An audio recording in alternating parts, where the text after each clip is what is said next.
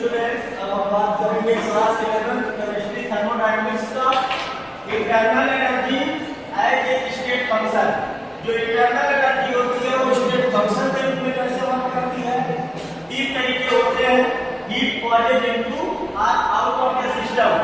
किसी सिस्टम में हीट अगर जाती है या उससे बाहर आती है, पहला कारण ये होता है इंटरनल एनर्जी में चेंजिंग का। दूसरा कारण होता है work is done on or by the system. कोई वर्क अगर सिस्टम पर होता है या सिस्टम द्वारा वर्क किया जाता है तो इंटरनल एनर्जी में चेंजिंग देखी जा सकती है। Matter enters or leaves the system. अगर कोई मैटर सिस्टम में इंटर कर दिया जाता है, थोड़ा सा मैटर और बढ़ा दिया जाता है किसी सिस्टम में, जैसे हम कुछ बर्फ ले लें किसी कंटेनर में और उसको हीट करें, उसमें और ज्यादा बर्फ हम अगर इंक्लूड करते हैं तो क्या होता है, उसकी इंटरनल एनर्जी पर इफेक्ट पड़ेगा।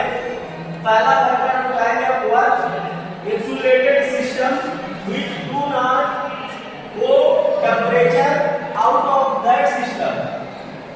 ऐसा इंसुलेटेड सिस्टम जो टेंपरेचर को बाहर नहीं जाने देता है अपने में से, उसको हम क्या बोलते हैं, इस कारण ऑडियाबैटिक सिस्टम बोलते हैं। और ऑडियाबैटिक सिस्टम में no transfer of heat between system and surrounding. System से सराउंडिंग में अगल बगल में हीट ट्रांसफर नहीं होता है। जैसा कि आप थर्मस में देखे होंगे, आजकल बहुत सारे थर्मस आ गए हैं या टी रखने का वेसल आ गया है, थर्मस आ गया है, उसमें से टेम्परेचर बाहर नहीं जा सकता। जो टेम्परेचर अगर मेंटेन रहेगा उसको भी हम कहीं ना कहीं ऑडियाबैटिक सिस्टम बोल सकते हैं।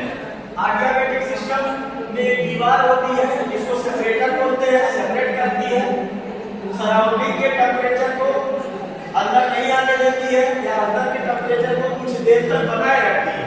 और इस वाल को ऑडियाबैटिक वाल बोलते हैं।